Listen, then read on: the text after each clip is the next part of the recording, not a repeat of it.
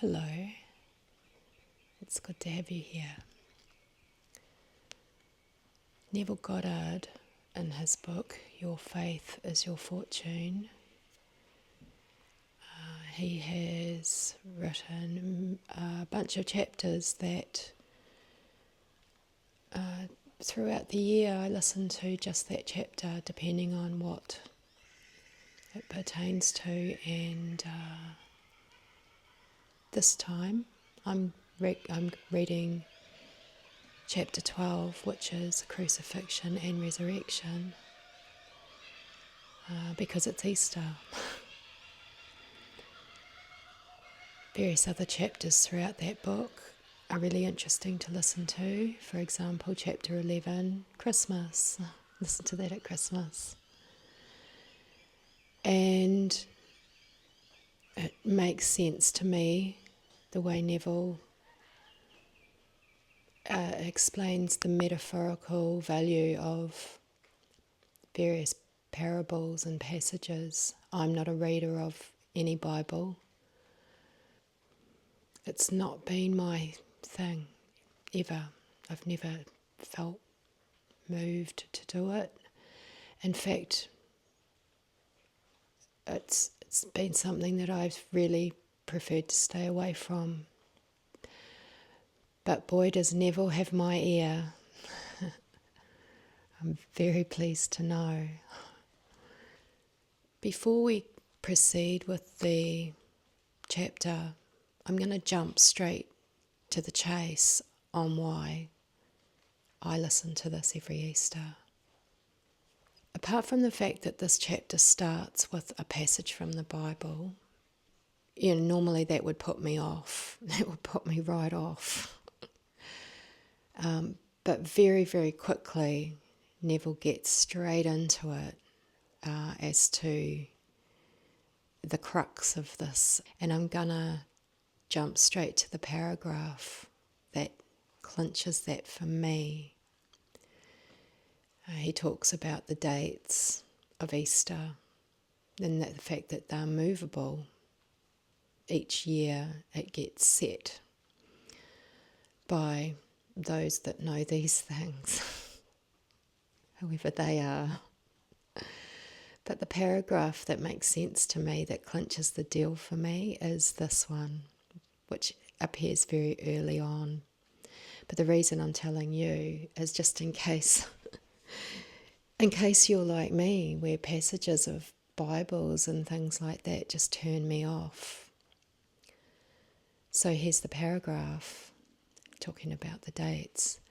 This movable date should tell the observant one to look for some interpretation other than the one commonly accepted. These days do not mark the anniversaries of the death and resurrection of an individual who lived on earth.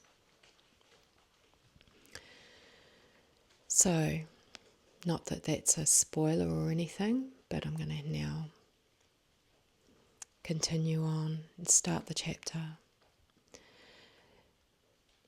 Chapter 12, Crucifixion and Resurrection. I am the resurrection and the life. He that believeth in me, though he were dead, yet shall he live. And that passage is John 11:25. And here we go with Neville. The mystery of the crucifixion and the resurrection is so interwoven that to be fully understood, the two must be explained together, for one determines the other.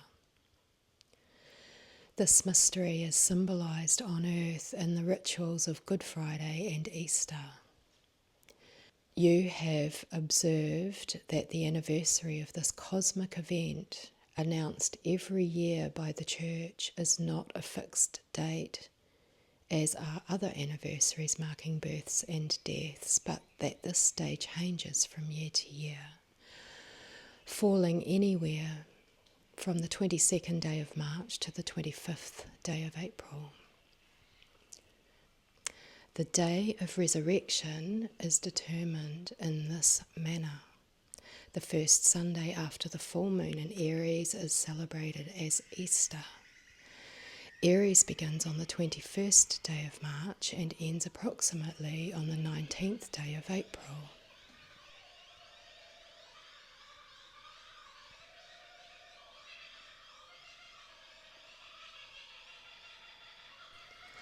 The sun's entry into Aries marks the beginning of spring. The moon, in its monthly transit around the Earth, will form sometime between March 21st and April 25th in opposition to the sun, which opposition is called a full moon. The first Sunday after this phenomenon of the heavens occurs is celebrated as Easter. The Friday preceding this day is observed as Good Friday. This movable date should tell the observant one to look for some interpretation other than the one commonly accepted. These days do not mark the anniversaries of the death and resurrection of an individual who lived on earth. Seen from the earth, the sun in its northern passage appears at the spring season of the year, to cross the imaginary line man calls the equator.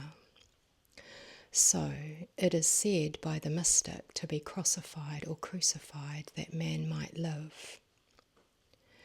It is significant that soon after this event takes place, all nature begins to arise or resurrect itself from its long winter's sleep. Therefore, it may be concluded that this disturbance of nature at this season of the year is due directly to this crossing. Thus, it is believed that the sun must shed its blood on the Passover. If these days marked the death and resurrection of a man, they would be fixed so that they would fall on the same date every year as all other historical events are fixed. But obviously this is not the case. These dates were not intended to mark the anniversaries of the death and resurrection of Jesus, the man. The scriptures are psychological dramas and will reveal their meaning only as they are interpreted psychologically. These dates are adjusted to coincide with the cosmic change which occurs at this time of year, marking the death of the old year and the beginning or resurrecting of the new year or spring. These dates do symbolize the death and resurrection of the Lord, but this Lord is not a man. It is your awareness of being. It is recorded that He gave His life that you might live. I am come that you might have life and that you might have it more abundantly. Consciousness slays itself by detaching itself from that which it is conscious of being, so that it may live to that which it desires to be. Spring is the time of year when the millions of seeds, which all winter lay buried in the ground, suddenly spring into visibility that man might live. And because the mystical drama of the crucifixion and resurrection is in the nature of this yearly change, it is celebrated at this spring season of the year. But actually, it is taking place every moment of time. The being who is crucified is your awareness of being. The cross is your conception of yourself.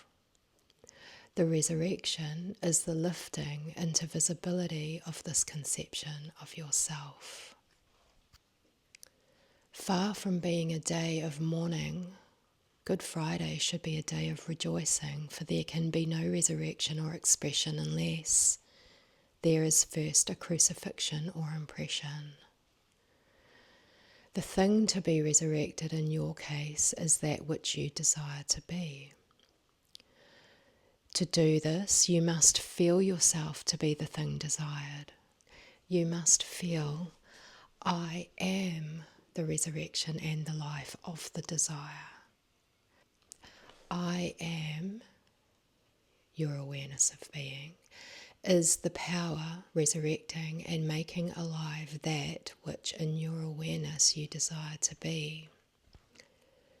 Two shall agree on touching anything, and I shall establish it on earth. The two agreeing are you, your awareness, the consciousness desiring, and the thing desired. When this agreement is attained, the crucifixion is completed. Two have crossed or crucified each other. I am and that. Consciousness and that which you are conscious of being have joined and are one.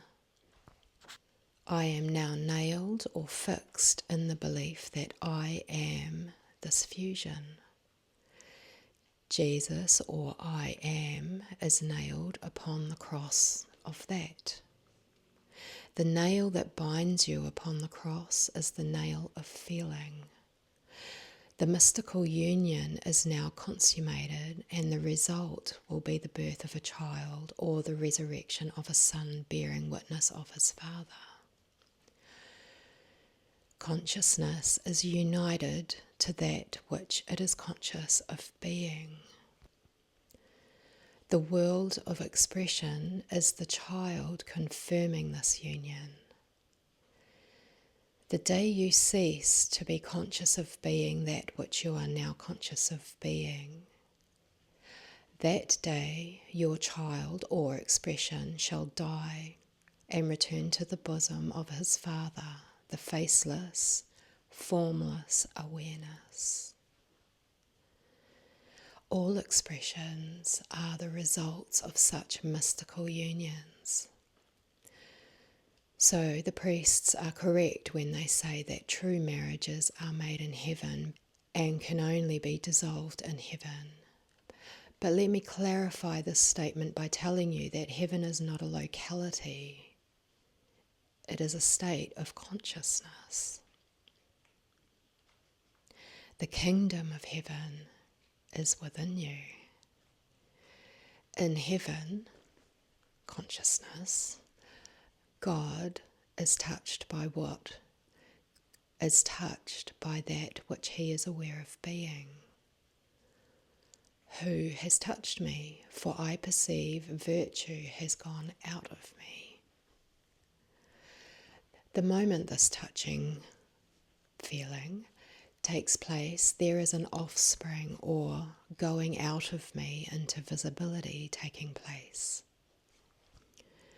The day man feels, I am free, I am wealthy, I am strong, God, I am, is touched or crucified by these qualities or virtues.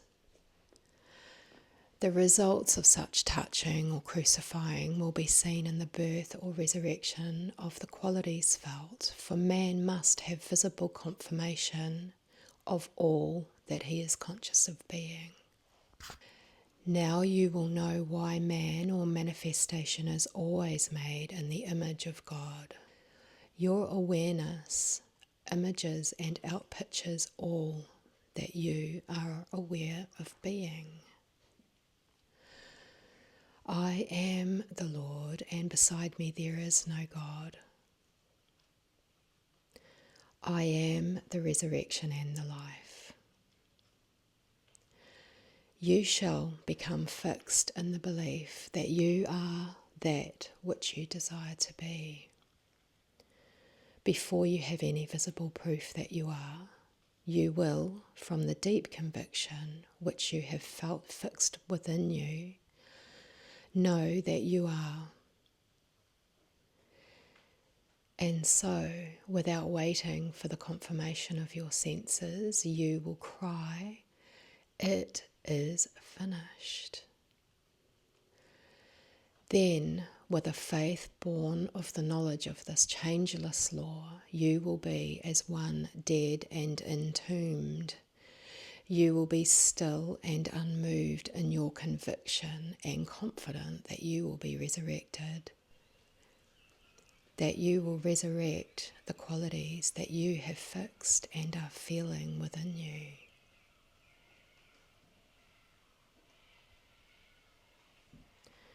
That is the end of that chapter.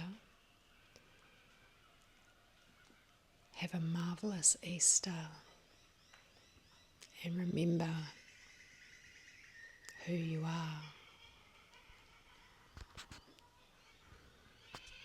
I'm going to sit and remember who I am.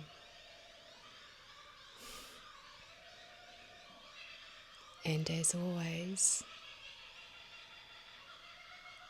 thanks for stopping by.